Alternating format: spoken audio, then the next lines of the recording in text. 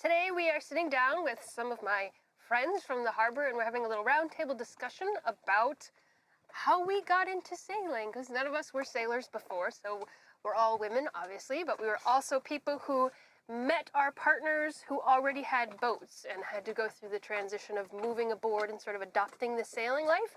So today we're going to talk about what that was like, sort of compare stories a little bit, and maybe help people out there who are maybe getting ready to join the sailing lifestyle be a little bit more comfortable about it, or if you are somebody who is a single sailor now and thinking about inviting crew or someone else aboard, maybe this gives you some ideas about what that's like to go through. So we'll start by introducing my friends. I think most of you know me. I'm Emily. I'm aboard sailing vessel Temptress. I'm in my 30s and I've been doing this for, I guess, 6 years now. I'm Kris, and I'm on sailing vessel Six Girl, just a mighty, mighty vessel. I am 57 years old, and I started out visiting during cruising life because I was still working, but I've been living on Six Girl for a year now. Nice. I'm Meredith on sailing vessel Tla Hla, and been living aboard probably almost 3 years now. I'm Hannah. I am on sailing vessel Sojourner. I'm 26, and this is our second year. This is my second year living on the boat. And you guys have a YouTube channel too, Yes. right? What's it Yes. called? Tell us Hannah about Ray it. Baldwin. It's me. Hannah Ray Baldwin. Cool. So none of us were really sailors before we joined. What were you doing before kind of maybe the years leading up to going sailing? I was doing massage therapy. I had built a massage therapy clientele and also taught some yoga classes. So I was actually pretty content, pretty happy. Wasn't really necessarily thinking I was going to make such a big change. So it was more about meeting my partner Conrad and his passion for wanting to go do this lifestyle that really intrigued me. And we started the relationship. Our boat was actually in the mountains. It was on the Hard in the mountains. At that time, it was his boat. So he was doing all this work on it and had been for years. And so getting to know him and watching him go through all of the stuff he was doing on the boat just initially, got my curiosity. But after a while, I fell in love with that capacity to just do what you're passionate about. I mean, he had the boat maybe like 8 years before he met me, and he was just so steadfast, even though the rest of his friends and family were like, yeah, right. Yeah, right, it's never going in the water. I believed him. I knew he was going to do it, and after a while I was like, maybe. I'll go with you. Maybe, but I didn't. So you had time to get used to the idea. I didn't rush into the idea, but it was intriguing me. So I took my time with it. I chewed on it a little bit. To step back and kind of And we started our relationship even though I was like not totally like, yeah, let's do it. It was like, oh, you're gonna do that? That's cool. I'm not sure. I'll meditate on that for a little while. I got good things going on here, So anyway, that was the slow start to my. And you were in the Navy before, so you weren't a stranger to being on the water, Right. necessarily. I was in the Navy. I thought I was a sailor. But yeah, it's a whole different ballgame. I was familiar with the ocean. I loved the ocean, and being out on it and way out and the travel. It was so cool to be able to travel by water.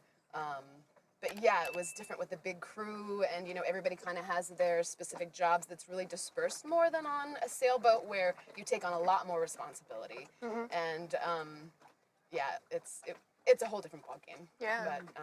But yeah, I was happy to. I mean, the stuff that actually stuck with me was maybe a little bit of line handling. Okay. But I still had to relearn. It was just funny that I thought I had such experience on the water and not really. Sure. But very different things, right? Very it's like different driving semi-truck or driving a Yeah. motorbike or something like that. Right. Similar, but- My Navy boat was 744 feet, and our current boat is 42 feet. So. That's a net loss of 700 feet. I know. What would I do? I do. But I actually love being closer to the water. And awesome. So yeah. Very cool. That was my introduction to. Yeah. Awesome. What about you, Hannah? How did you end up on a boat? Well, I was on a very corporate America path. I was very academic in college, very much was wanting to work in the tech field, and I was, and I was sort of already after 3 years of working, I was already burnt out and just kind of disillusioned with the whole thing, and it was just kind of serendipity meeting Patrick and him kind of showing me that he was very nomadic. He had been to every single continent, and he was, a adamant traveler, and kind of was like, well, why would you want to live your life in a cubicle when you could come on a boat with me? Don't you want to do that? We can live in a cubicle together. I mean, that's. I was like, yeah, that's very tempting. Okay, let's do it. And Yeah. that's So you just went for it. well, it took some time, and we definitely. I hadn't saved any money, so we had to work for a little bit just to make sure that we weren't, destitute out here. Gotcha. Yeah. And you were in California, right? And Meredith's from Vermont. Vermont is where. And you're from Vermont too. Yes, also Vermont. And I love these stories too, because I think that one of the things that resonates with me is, having an idea or a plan. I worked as a special educator, and I was thinking, well, maybe I have 10 or fewer years left in my field, and then I will, focus on what it takes to retire, and maybe I'll make a change in my job, but this is the path I'm on. I had a spreadsheet with ideas about how much time and money until I could retire. And then, I met the love of my life, and he sailed away from me.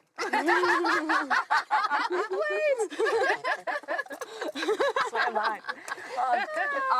And so for the first couple years, we too met, we met in Vermont, and I was really amazed at the passion and dedication he had to Six Girl. They're very fused. They're very, it was really lovely and intriguing and inspiring to see how he feels about Six Girl. And so I guess visiting, I was actually able to help sail down the East Coast on her first launch, coming down in this direction. And my sailing experience was very minimal. I worked in Dutch Harbor in the fishing industry, back in the 80s when dinosaurs were roaming the earth. And again, just a little line handling, so I remember, or being on a huge vessel way up above the ocean, the extremely cold Arctic Ocean. Here we are. Some of those skills I think do kind of transfer. It's really lovely to keep learning.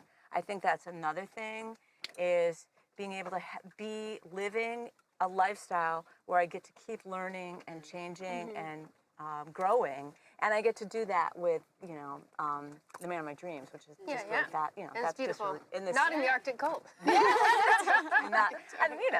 and not with the constraint of a 40 or 50-hour work week with deadlines, and the deadlines that we have at sea are pretty Mother Nature. comprehensive. Weather doesn't wait. And but- immediate. Yeah.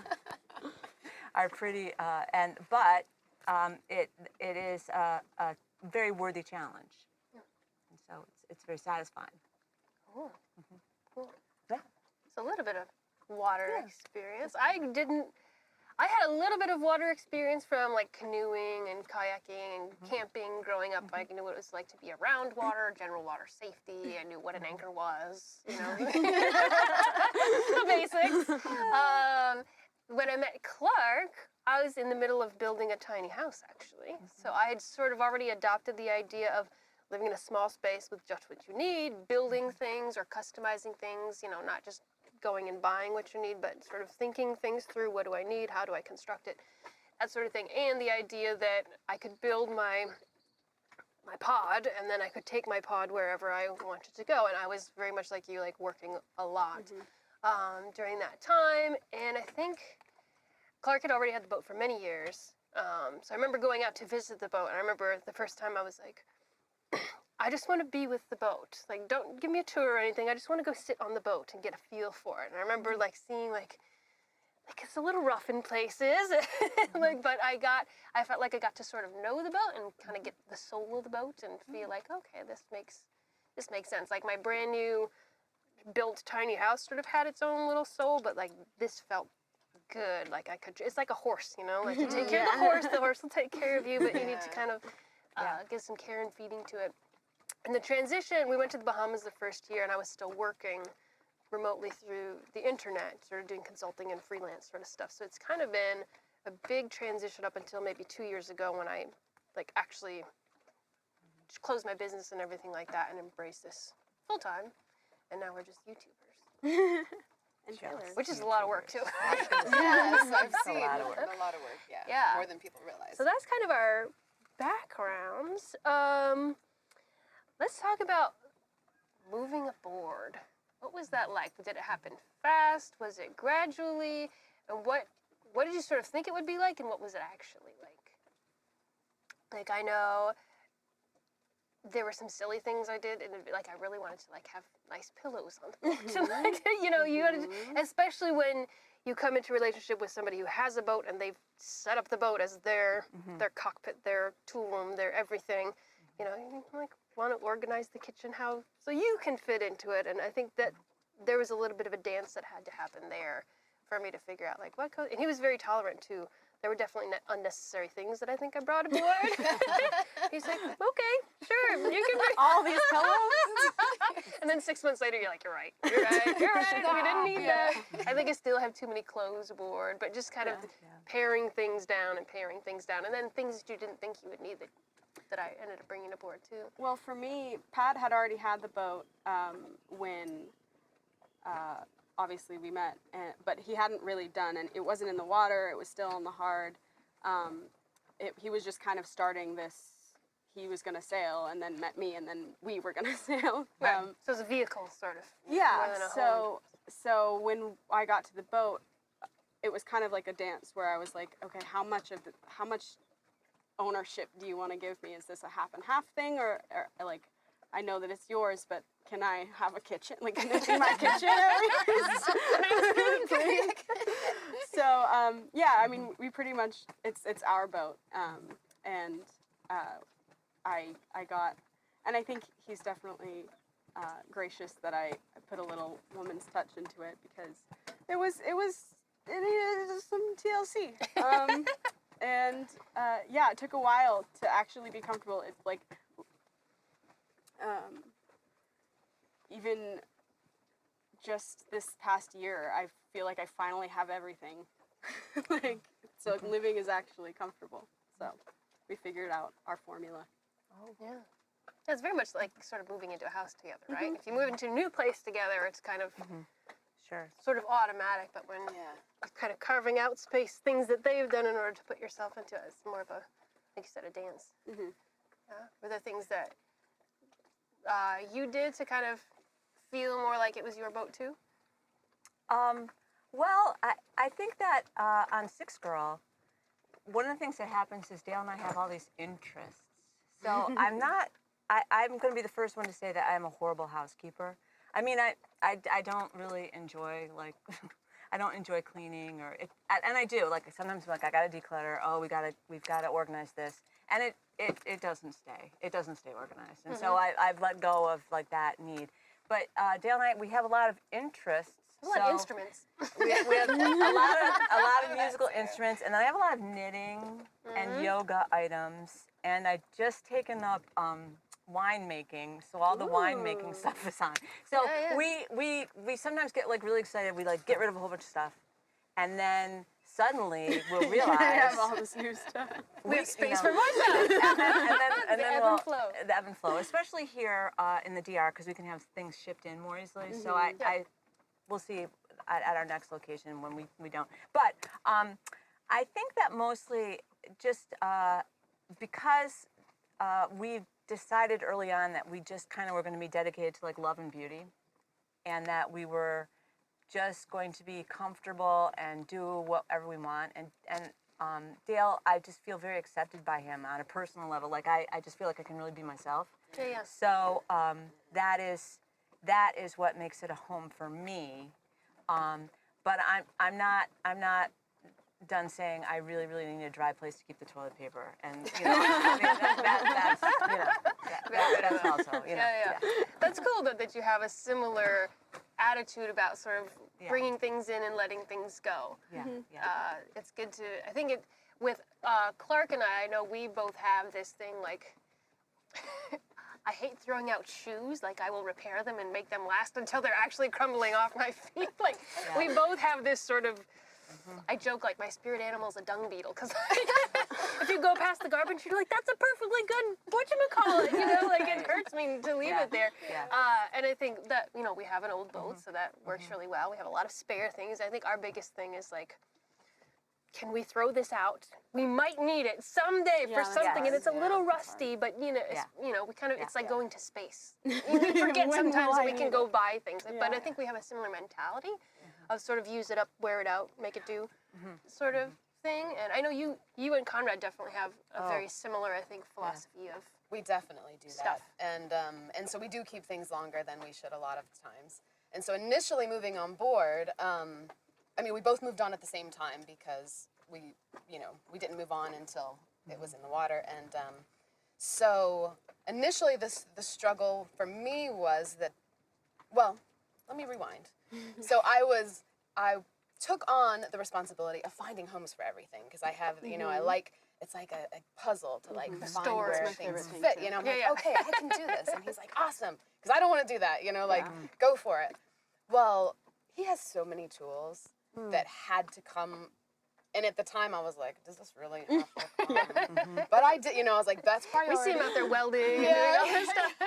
So that's priority for him. Okay, the other priority was the canner. So anyway, our priorities were the tools, right?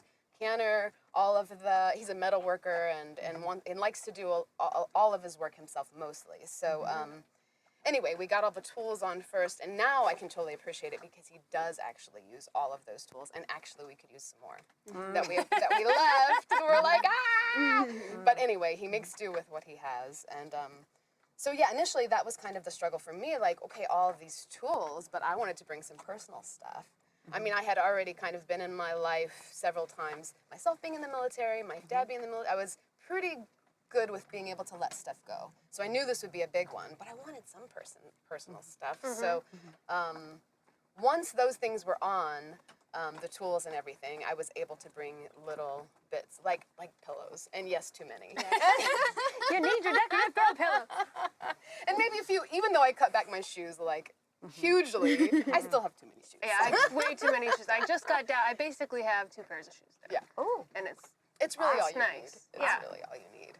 But yeah, but I mean, it's one of those things that, especially the small things, you can find homes for them along the way if you end up bringing too much.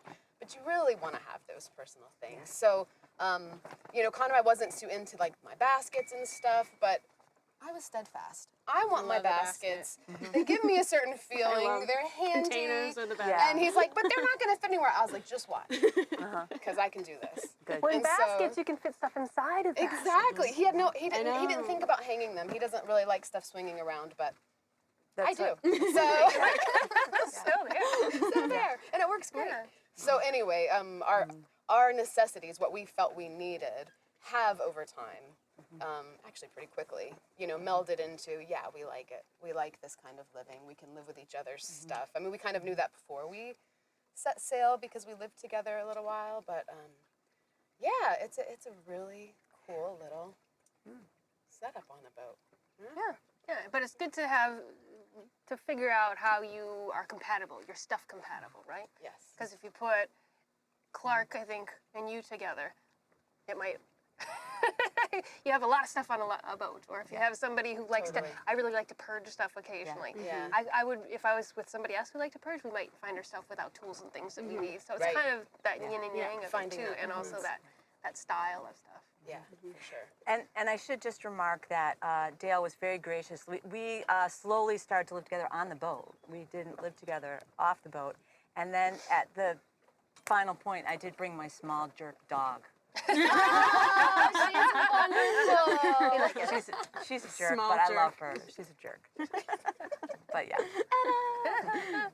And you have a cat. You have Chinola on the We boat. have a but you cat. got her after the boat, right? We got her after, we started with a dog, actually. My love, one of the loves of my life, Sasha.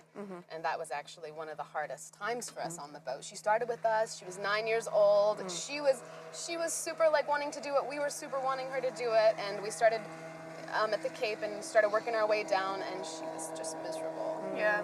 She was just miserable. It was certain things she could do, but underway, the engine was too loud. She had a hard time Stressful getting life. comfortable. For a human who understands it. Yeah. It's a hard transition Yeah. for anybody. So over time, I realized, and we had gotten closer to where my family lived, that she was telling me, she was letting me know that she would rather not be on the boat as much as she loved us. And thank goodness we had so many offers of places she goes. She's actually in a good place. But anyway, so for us and on our boat setup, it's quite narrow and small inside. A cat is much better for our setup and not she having gets to take her to take shore. advantage of the vertical space, too. Yeah, she has a jungle gym of all the upper lines and all that stuff. So yeah, so we have a little companion. Yeah. Do you have a companion? Right now I do. Yeah.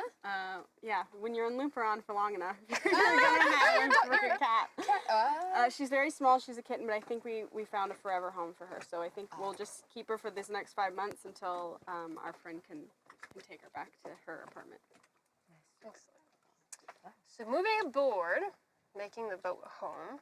We talked about that. What about the boat as a vehicle? What was it like first time sailing, figuring out being crew, not being just a roommate or a partner on the boat, but being like crew on the boat?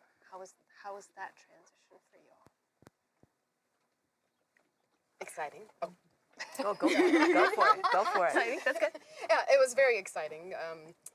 Seeing as I had no sailing experience at all, it was, like, oh, just take the helm. What do I do? Just take the helm.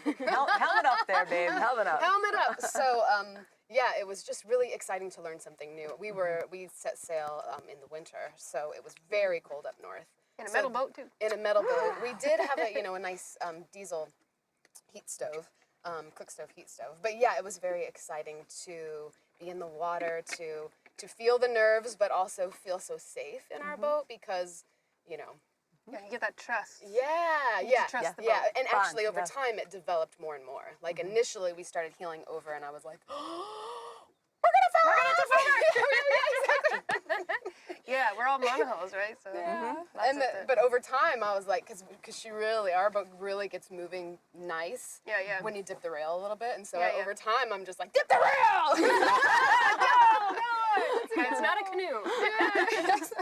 So anyway, in the colder weather, initially it was a little. You definitely don't want them to get wet. Right? Yeah, it was a little. We were a little more timid about it, and but it was super exciting and definitely like the alertness was through the roof. Yeah. Well, I always said it's the coolest thing that I'd ever done because we sailed, I met up with, like, just outside of Vermont. I met up with the boat and we sailed down to North Carolina because I only had 3 weeks off from work. The W word. And it was great. It was the coolest thing I'd ever done. And on Six Girl, we hand steer the whole time with the that's tiller. right. With A lot of tiller. fun. Oh, with the tiller, With nice. tiller. And so after a while, I was like, I'm getting one. I look like Venus Williams.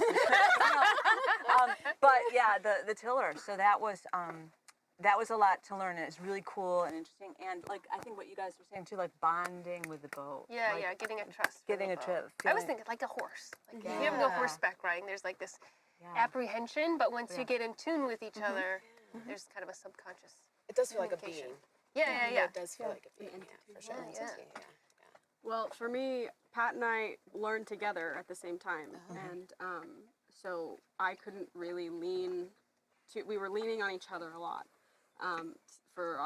so I agreed to go sailing with him, and then we worked for a year and a half, and I'd never seen the boat in person. I knew it existed, I'd seen pictures, but I'd never seen the boat in person, and I've never sailed anything before. So learning how to sail was kind of difficult. But for that whole year and a half, I was reading as much as I could. I was very book smart about sailing. but the actual like doing it, like everything, I just forgot everything for the first time we took the boat out, and we were just like, ah! He was fine. I was just like, ah! Oh my God, we're gonna die. But it was great. I mean, it was the upwind that was scary because all the like loud whoosh noises, Yeah. and then you can turn around and go back home, and you're like, wow, this is lovely. Yeah. It's so quiet. Yeah. It's lovely. Yeah. So yeah, it was definitely difficult at first, and we definitely had the same knowledge about sailing. So it was a learning experience for both of us, which tried our relationship a lot. I bet. But Yeah. we have a happy balance of maybe a little too calm sometimes and a little high strung. Happy balance of Perfect. Nice. even. Nice. Nice. Yeah. So with me and Clark, it's probably a lot different because he knows this boat. You know, he's built the boat. All the systems are his. You know, he knows. So I think, and I came on not knowing anything. I think the best thing that he did when we came aboard is he taught me like how to we lift our dinghy. We lift the motor off our dinghy and then we lift the dinghy. And the first time we went to the boat, he's like, I'm going to show you how to do this because we're going to have to do this a lot. And right now we're at a calm bay, but it's going to be crazy. So like there were these things. It was almost like Girl Scouts where you like earn a badge. Like, okay, I can always lift the dinghy. I can always do this. I always know Just how, adding to the list of- you know, how the procedure for, you know, turning on the battery switch and turning on the windlass. You know, when we need to do that, I know how to do that. So I felt like he being the expert, just giving me things in bite-sized pieces, because it would have been very easy to be like, what's a shroud? What's a line? What's, you know, to just fire hose it. And I think he was very good at chopping it up into bite-sized pieces. Nice. Because we all know Clark. You probably know Clark. If you're watching this video, he knows everything. And he's the expert at everything, and his mind can hold so much information. But having the bite-sized pieces was nice. But also being scared, and if I had been with somebody who wasn't very experienced, I probably would have said, turn the boat around and bring me back. You don't know what you're doing. Yeah. But I knew, you know, like when the boat, you know, is about to tip over. He's like, the boat's not going to tip over because of physics, because of this, because of all this, you know. The Clark explanation is like, okay, the boat won't tip over, which is where the song comes from and everything. But that was my mantra so many times, the boat won't tip over, the boat won't tip over, the boat won't tip over. And I remember we went to the Bahamas the first year, which was pretty easy, you know, from the Bahamas to Florida. It was, or from Florida to Bahamas. Relative to like coming here to Lupron, it was very calm. So I really got the like wow, and the, you know, looking at starfish through the water and getting the dolphins. Like I really got that wow and that beauty experience that made it easy to endure more of the challenging sailing later on, I think. But yeah, having somebody who was really confident and competent aboard was good for me. I remember one night we were crossing. Maybe it was to the Quezal Bank. It was somewhere within the Bahamas. There was a big storm, and we were sailing. We were going like over 10 knots, you know, and like the stars are whipping by. And you're like, this is so cool. And then I went down to sleep, and all of a sudden I heard this huge like boom, boom, boom, boom. And I remember Clark saying, I need you up here right now. And I was like, okay, reporting for duty. Like, and the whole bimini had collapsed. What happened is we jibed accidentally, and this went over, and the bimini had collapsed, and he needed to go adjust a sail. And I remember coming up being like, what the? And he's like, hold the wheel, keep it pointed 100 degrees. I'll be back in 5 minutes. I was like, oh, okay. So I'm just looking 100 degrees, 90, okay. Like that was my only job. I could just focus it. Just the boat won't tip over. The boat won't tip over. The boat won't tip over. I hope he comes back and doesn't fall overboard. But we definitely have like. We have a partnership, but there's very much a leadership Captain and followership, yeah. captain crew thing, which is hard for me sometimes because I'm a very like assertive person, and I think that's probably been the biggest challenge. Is like those are your areas of expertise, but at the same time, he was also right away. He said, you can have the kitchen, you can have the food inventory, you can decide what we eat, you can decide what we pack. You know, you are in charge of certain parts of the boat, and that I think kept me going. And I think that's important, especially if you're a captain inviting crew aboard, is like, you can't control everything, right? But if you can say, here's a slice of the pie, I'm trusting you with it. And if that goes well, you know, you can kind of start divvying things up. Give me more pie. Who doesn't want more pie? Yeah. Sometimes you're full. Yeah, sometimes you're full. Yeah, exactly. Yeah, Not the whole pie. Yeah, go ahead, Kris. Well, I was just going to say, from the outset, I think one of the great things that Dale did too was he said, look, what you have to understand is especially when we're underway, we have to, like, we have this relationship we're working on, you know, that we have, but when it comes to what goes for sailing, there's a captain and crew relationship, and sometimes I will just be direct.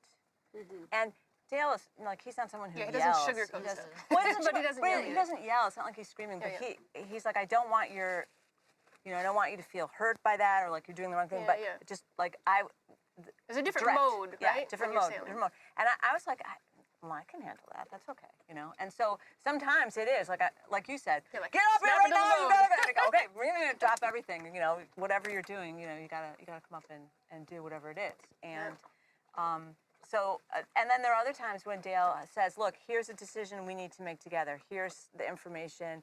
Here's what do you have to add to this? How can we make this decision? Well, that's, you know, of course, when you have the luxury of, you know, should we go to this next time or should we go to this next time? Right. But, like, I think that's really important is having those discussions in advance, like, because that would be really hard when you're new in a relationship to all of a sudden have, orders barked at you. And it's not really that it's just that they're very direct. Yeah. And they It's what you need to do. It's an quick. emergency. It's Yeah. a survival Yes. thing. Yeah. Well, No and I time for think- please. Yeah, and I think after that Exactly, happens exactly. also, like after the storm is over, whatever, to come back together and like hug and be like, sorry, I yelled it. No, that's okay. Yeah, You yeah, know? yeah. Or we probably should have done this differently, but you know, Yeah. this is the way we did it. I Yeah. think that's important too, that being able to switch back and forth like that. Yeah. For sure. And if there is room for consideration on, one of the times that we had a really long, kind of arduous, it was only like a day and a half of sailing, but it was the conditions were, you know, just right. intense. And we were at the helm the whole time, and we were really tired, and we had the opportunity to stop at a place. But if we did, because of the weather, we would have had to stay there for longer than we kind of wanted to. But we were both so exhausted, and I was so uncomfortable and basically in tears. And so, even though he was the captain, he actually said to me, if you need to stop, Yeah. we can stop here. However, You can't this just is, pull over and this rest is, for an hour. yeah. We will stop, but this is the Yeah. truth to this situation. Like, this is, Yes. Yeah, yeah. he gave me the whole layout. Underneath, he's like, no, let's not stop. But Yeah. he Yeah, yeah. actually, you know, put it to me anyway as a consideration of, and I was just like, oh, and I just said, okay, give me a minute. And I went downstairs, and I made some coffee, and like part of me was like, I just want to go to sleep, I just want to anchor, la la la. But I just said, okay, remember, you're able to take charge of your own feelings here. Like which has been a huge reminder often during this lifestyle. Yes. Is I'm in charge of my own reactions to things, and how my day's going, how my night's going, how everything is going is really up to me. And so him giving me that and not like saying, we have to stop. I mean, if it was an emergency. But you know, putting it into, like, he cared enough to at least present that opportunity. I was able to go and just say, okay. And in my head, I just said, you know what? I can do this. And who knows, this might be the best part of this Right. trip. Yeah. So I made the coffee. I came up with a different attitude. I gave him the coffee, and I said, let's do this. And it's repeated to him, this Yeah, yeah. might be the best part of the trip. The clouds cleared, the weather settled, and we like It set happened. course, and we were like, yeah! So anyway, that was like. But without that minute to digest it, might have gone different. Yeah, It's it was the coffee. It was the Yeah. But it was that shift of perspective, and also his consideration for my feelings in that moment where there was a choice. Yeah. There was a choice. It wasn't an emergency, but there was a choice, and he included me in that decision. Yeah. Was super awesome for me initially in our time together. So Yeah, I know when we're traveling, like when we were getting back to Florida from Georgetown, the Bahamas last time, the navigation, the daily plan, which, you know, you always say like, okay, for the next 14 days, this is what we're going to do, and this is how it's going to go. Yeah, and it's not going to go that way because of the weather. But I think for like when emergency happens, like Clark is definitely in charge. When it comes to like meal planning stuff, I'm in charge. But when it comes to like where are we going, what's the next few days gonna look like, where are we gonna stop, we always seem to share that. He's taught me a lot about weather and said, well, go check the weather, and what do you think about that? And then I'll present something, and sometimes I'm absolutely wrong. He'll say, well, here's, what about this? What do you see happening over here on the chart? Oh, okay. So I think that has definitely been something that we do together. And that's a good metaphor for life, too. Like, what direction are we going? How fast are we going to get there? That sort of thing is good to be able to share. Yeah. What do you guys, how do you sort of split up leadership, followership, I guess, on the boat? Well, as far as like choosing where we're gonna go and when, it's very much 50-50. I don't think I would let us go anywhere where I wasn't comfortable. But we do, we have. It's usually pretty easy, and we're usually on the same page. Sometimes I think he can handle a little bit more than I feel comfortable with. So I think he's always probably the one that would go. Even though I'm like, well, that looks a little gusty, Pat. But as far as like sailing goes, we do have this like pretty much, I would say, same sailing knowledge.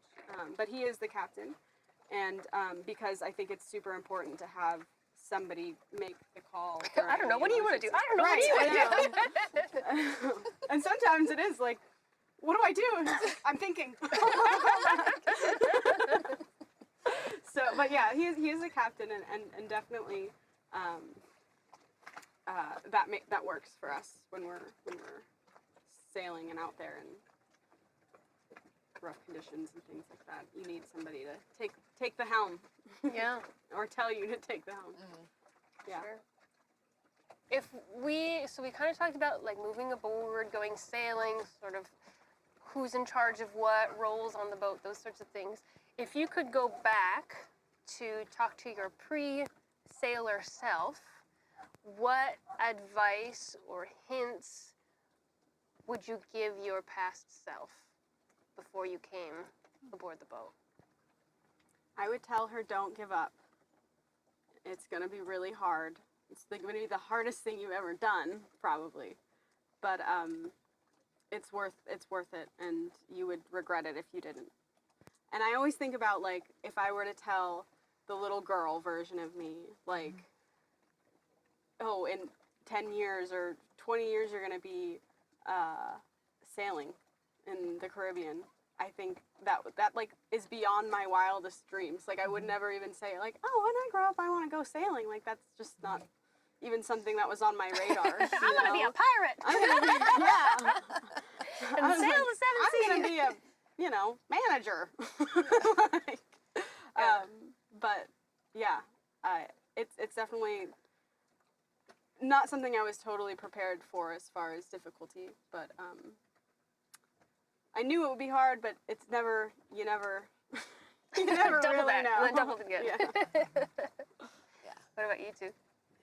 Yeah, you can't necessarily know until you do it how challenging it or rewarding it will be. If I were to do anything more before I left, it would have been learn more about sailing. I guess you're always learning, but I'm still not comfortable adjusting sails and stuff like that. So I'm still learning a lot. But I would have maybe done some more reading about it. I maybe would have gone out on some sails. Yeah. I would have done that a little bit more probably. I do also like a surprise, so and hands-on experience. So maybe it would have been out of character, Sure. And there's that time machine element too. Like, you don't want to Yeah. don't mess with what happened before. Yeah, the way it all. But yeah, all went I'm down. with you. Like, I think if I told myself, like as a little girl, I would go sailing, you'd be like, yeah, go for it. Yeah, go for it. If you asked 10-year-old Emily to decide, you'd be like, yeah. If you asked 20-something-year-old Emily, and she knew all the information that she knows today, she might say no. Yeah. So I'm with you. It's like, it's probably the hardest thing I've ever done. It's stretched me. I mean, there have been long crossings where I'm just sitting in the cockpit and like my watch dings every hour. And it's like, how many miles have we gone? How much longer do we have to do this? But I made it, and think of something, whether it's listening to an audiobook or something, or thinking about the dolphin, whatever it is, find something cool that happened this hour while you're enduring it. It's kind of weird. I don't know if I should say this. Oh, we were listening to some different podcasts on the way over, and there was one about a guy who was captured and being tortured and stuff like that. And it occurred to me, like, the fact that you can't just pull over and take a rest when you're sailing, like, you are in this for the next, 20 hours or whatever. That's really a huge character building thing. Yeah. Like, there aren't many other things in life where you sign up and you say, in 20 hours, I'm still going to be doing this. And that's been a huge growth experience for me, I think, just in dealing with a little bit of more personal discomfort and just planning ahead and getting through. And also when you get there, the self-care of like, wow, my body's tired.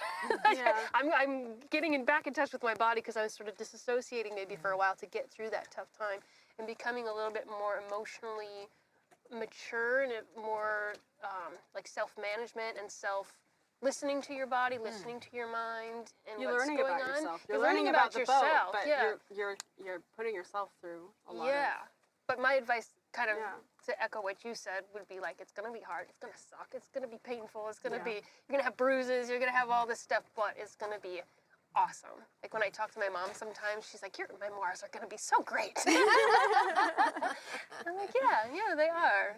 Because I took that risk. And you can always be scared of something and not do it, but you're always gonna regret not doing it versus going for it. Definitely. Yeah. Well, you're the wisest one of us. So tell us by about no accurate measure. Yeah. Well, I think that for me, it's been the letting go. And so I was up for the adventure of all of it, the adventure of being in like a real meaningful relationship, the adventure of living aboard a boat and sailing it. And for me, a big struggle is missing my kids. But they're adults. Like they're grown up. They're on their own, and I love them so much. I'm really proud of them. They're like my gift to the universe. And so having to do everything that I'm doing right now and living my best life with like I said, the man of my dreams. That is the huge challenge, and I think that my sort of advice to my past self is that, you can't control everything, or sometimes you just need to let go and see like where life is taking you, and be present in all of the ways that you can be present. And so I guess when I kind of look at like satisfaction level of my life, I'm like, oh my God, this like is so extremely satisfying. Like how can and let go of those little discomfort parts, because they're just really blips in an overall kind of really big, awesome conscious practice of life. Go big. Go definitely go big or go Yeah, the home. hard parts are the smaller parts. I mean, Yeah, they're like They seem to last forever when they're happening. Yeah, we keep talking about the hard parts, but it is really just blips. And if you're living your life this way, it's definitely more rewarding. Yeah. And if you've set up your life and if you've day sailed together and you know how to handle those when they're little stresses, then when that big stress happens. You're more prepared. Yeah. And being prepared for the longer process of, say, doing the dishes or doing the laundry, like those daily tasks take I love longer. doing laundry. I Which is weird. I actually do more than I thought I would too. Dishes not so much, but I hate laundry. dishes. But laundry, and I'm working on the dishes thing. But yeah, those daily tasks become your challenges. Yeah. But the thing is, you have time to do them. Right. Yeah, Like you know, there's no I have to do this by this time especially when you're sitting, when you're at anchor or mooring or whatever. Life is a totally different pace, and you're so much more in touch with the cycle of every day, everything around you. Yeah, I the mean, wind's blowing. The wind's blowing. You can just say stuff like, the wind is changing, I think it's going to rain. Right? Or, I smell somebody up ahead on this trail because I'm outside all the time and I know the little changes. You get in touch with your nature. Totally. It's one of the biggest challenges of my life and the most rewarding. Like all of those great challenges, it has the most rewards if you can come through it and What I've learned is like when I'm scared, that's when I need to like push through it. Dig And every in. time, like you were saying earlier, when you could have anchored, but then Yep. you push through, and it was like the most. That always happens to me. Like Yeah. every time I push past that, like I don't like this, Yeah. and go for it. It becomes like, oh wow, It always does. It always got a does. story, There's too. a dolphin. Okay, Yeah. I'm on the right path. The only way out is through. It's you Yeah. know? true. Yeah. It's true. Yeah. Very cool. Yeah. Cool. That feels like a good way to end the video, I think. Like if you, hopefully some of this has resonated with you. If you're somebody who's bringing a crew member on, or if you're tentatively thinking about joining a boat crew, I mean, we're all out doing it, so I guess we're a little bit biased, but Right. I think the moral is go for it. It's gonna be uncomfortable sometimes, and it'll push you, but yeah, you do a little bit of pre-work and stick with it. It's gonna be awesome. Cool. Anything else you guys want to say? Subscribe to Hannah's channel. Yes. They're growing their channel, so we'd love to throw them some of the love from our side. Appreciate it. Thank you. Hey guys. All right. Nice. Well, bye-bye from Temptress and all our friends today.